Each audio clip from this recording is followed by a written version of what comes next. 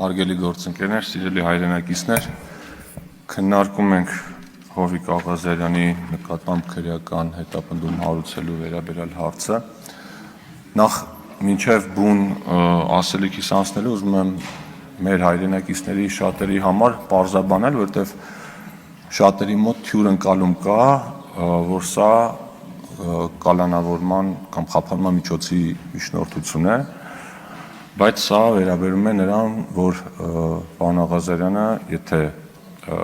նման որոշում կայացվի, ներգրավի որպես մեղադրյալ եւ իր նկատմամբ գործառույթի։ Հիմա նախ ուզում եմ ասել, որ իմ համար այս process-ը բավականին տհաճ եւ անդուր process է ու զուտ մարդկային առումով ես չէի ուզենա, որ ընդհանրապես մենք նման խոսակցությունների մեջ հայտնվենք։ Հովիկ Աղազարյանի հետ մենք 6 տարի աշխատել ենք, իմ падգամավոր լինելու առաջին օրվանից Հովիկ Աղազարյանի հետ կողք կողքի ենք նստել, բազում փորձությունների միջով ենք անցել, բազում դեպքերում պատասխանատվություն ենք միասին վերցրել, շատ դեպքերում ես եմ իրենից խորհուրդ հարցրել, շատ դեպքերում ինքն է ինձնից խորհուրդ հարցրել ու ես էլ պարոն Աղազարյանին միշտ համարել եմ ու համարում եմ ուղղախոս ու անկեղծ մարդ ու բաց մարդ, որովհետև ի տարբերություն մեզնից շատերի պարոն Աղազարյանը մի հետաքրքիր բնավորության գիծ ունի, որ բոլորին պատասխանում է, նամակներին, զանգերին, մենք այդպես չենք անում, հատկապես երբ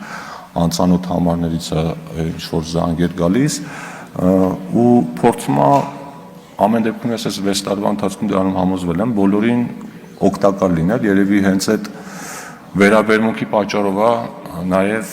երբեմն նման իրավիճակների մեջ հայտնվում։ Հիմա առաջադրված է մեղադրանք։ Ես իրավաբան չեմ, հարգելի գործընկերներ, ի տարբերություն մեր գործընկեր պարոն Գաբրիելյանի, այդքան էլ շատ չեմ հասկանում եւ մենք էլ դատարան չենք, բայց ինձ համար էլ այս գործի մեջ բազում հարցեր կան եւ այդ հարցերը այս քննարկման ընթացքում ոչ թե փարատվեցին, այլ շատացան։ Ես հիմա չեմ ուզում ինձ դնել դատարանի տեղ, որովհետեւ շատ դեպքերում պարզվում է դատարանի որոշումն էլ է բեկանվում,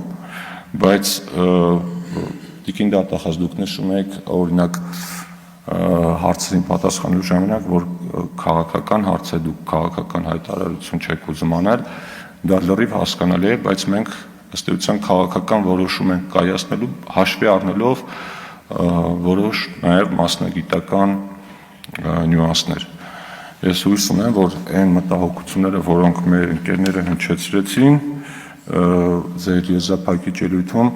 դրանց կանդրադառնանք, ուղղակի ես եւս երկու բանի եմ ուզում անդրադառնալ, որոնց մասին նույնպես խոսք գնաց։ Ենթադրել ազդեցության մասին։ Մեր հնարավորությունները որպես ազգային ժողովի падգամավորներ, իմ կարծիքով դուք գերագնահատում եք։ Մենք նման հնարավորություններ չունենք ու շատ, չգիտեմ դա լավ է թե վատ է, բայց շատ դեպքերում որևէ նախարարության, վարչության պետը որևէ հարց ավելի արագ կարող է լուծի, քան մենք։ Երբ մենք որևէ հարցում անգամ միջամտում ենք, մենք միջամտելու ժամանակ անպայման ասում ենք օրենքի շրջանակներում ու հիմնականում դա վերաբերում է այն դեպքերին, երբ քաղաքացիների գործերը ուղղակի քնեցնում են, ասենք կարող է մոռանալ, որ մարդկանց պետքա պատասխանել, ոչ թե մերժել, այլ պատասխանել։ Իսկ մեր ազդեցության մասին ամենալավ գնահատականներից մեկը այն միջնորդություններ, որը մենք ներկայացրեցինք երկու երեխաների մոր նկատմամբ խափանման միջոցը փոխելու համար, եթե մենք տենց ազդեցություն ունենայինք, ինձ թվում է այդ միջնորդությունը հաշվի կառնվեր։ Առավել եւս այն միջնորդությունը ու այն կալանքը, որը վերջում Վճռաբեկ դատարանը համարեց ոչ իրավաչափ, այսինքն մենք արդար բանի համար ենք փաստացի միջնորդել։ Այսինքն խնդրում եմ այդ մասով падգամավորների ազդեցությունը մի գերագնահատեք։ Եվ երկրորդը, եթե որպես փաստարկ նշվում է որևէ գրություն ուղարկել է քաղաքաշինության կոմիտե, այդ դեպքում այդ մասին էլ նշվեց։ Այդտեղ մենք պիտի մի քիչ զգույշ լինենք, որովհետև եթե այդպես ստացվի, ես օրը 5 հատ նամակ եմ ուղարկում, 5 հատ զանգ եմ անում ու տարբեր մարդկանց հետ խոսում եմ տարբեր թեմաներով։ Այդ նշանակում է ես ամեն անգամ որևէ գործողություն կատարելուց առաջ պիտի մտածեմ, կարող է հետո ինչ-որ քրեական գործ բացվի կամ կարող է մտածեն այն մարդը, որ ինձ դիմել էր իմ հարևաններ կամ բարեկամներ, ես պիտի զերծնեմ, ինչ կապ ունի հարևան, բարեկամ, ծանոթ, եթե խնդիրը օբյեկտիվ է, այդ խնդրով պետք է զբաղվել։ Ու ես ուզում եմ ասել, որ այս ընթացքում մի քանի անգամ կոնֆլիկտ եմ ունեցել նաև որոշ իրավապահ մարմինների ներկայացուցիչների հետ, որովհետև իմ եւ իրենց պատկերացումները շատ դեպքերում տարբերվել են։ Ու իմ պատգամավորական գործունեությունը իրականացնելու ժամանակ, երբ ես նամակներ եմ ուղարկել կամ ինչ-որ քննարկումներ եմ հրավիրել, մենք ունեցել ենք բավականին, չեմ ասում տհաճ, բայց անհասկանալի խոսակցություններ, որովհետև իմ կարծիքով, օրինակ, պետական շահերից է բխում, երբ որ տնտեսվարողները աշխատում են, հարկեր են վճարում, իսկ կարող է որոշ մարդկանց շահերից բխի, որ տնտեսվարողներին պետք է կալանավորել։ Գիտեք, այստեղ մենք մի քիչ ծայրահեղությունների մեջ ենք ընկնում, որովհետև երբեմն մեզ մոտ գալիս է մի իրավիճակ, երբ որ մարդուն կարող է 100,000 դրամ հարկ թաքցնելու համար կալանավորենք, բայց անգործության հետևանքով պետությանը 200 միլիոն դրամի վնաս տալու համար որևէ գործողություն չիրականացնենք, որևէ մեկը չգնա ու նաև դրա պատճառն եմ հասկանում, որովհետև այդ որ նամակը կարա դառնա խնդիր, շատ պաշտոնյաներ մեզ մոտ վախենում են պատասխանատվություն վերցնելուց։ Այս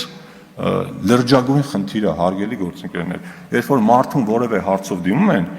ինքը ավելի նպատակահարմար համարում այդ դիմումը կամ այդ ծրագիրը կամ այդ առաջարկը գցի դարակում ու դրա մասին մոռանա, հետո երբ հարցնեն ասեն ինչ եղավ մի սուտ հորինի, քան ինչ որ պատասխանատվություն վերցնի, որ վաղը մյուսօր չգան իրեն ասեն, բա դու այս գործը որ արել ես, կարող է այս մարդը քո ծանոթներ։ Հասկանում եք, մենք սրանով պետական համակարգի արագությունը ոչ թե նվազեցնում ենք, այլ ուղղակի կանգնեցնում ենք այս համակարգի գործունեությունը։ Ու մեզնից ամենամեծ բողոքը հենց պետական համակարգի աշխատանքի դանդաղությունը, որի հիմնական պատճառներից մեկը այդ վախն է։ Այսինքն մենք պիտի այստեղ բաների մեջ չընկնենք ծայրահեղությունների մեջ ու հասկանանք, որ երբեմն աշխատելու համար պիտի ավելի մեծ պատասխանատվություն լինի, քան աշխատելու համար։ Իսկ նամակներ ուղարկել, գրություններ ուղարկելը պատգամավորի անմիջական գործն է, որով ինքը ամեն օր պիտի զբաղվի։ Ըստ էության այսքանը ես էլ եմ ուզում կրկնել մեր գործընկերների խոսքը, որ մենք որոշում չունենք դեռևս այս պահին եւ որոշումը կայացնենք հաշվի առնելով քննարկման արդյունքները։ Շնորհակալություն։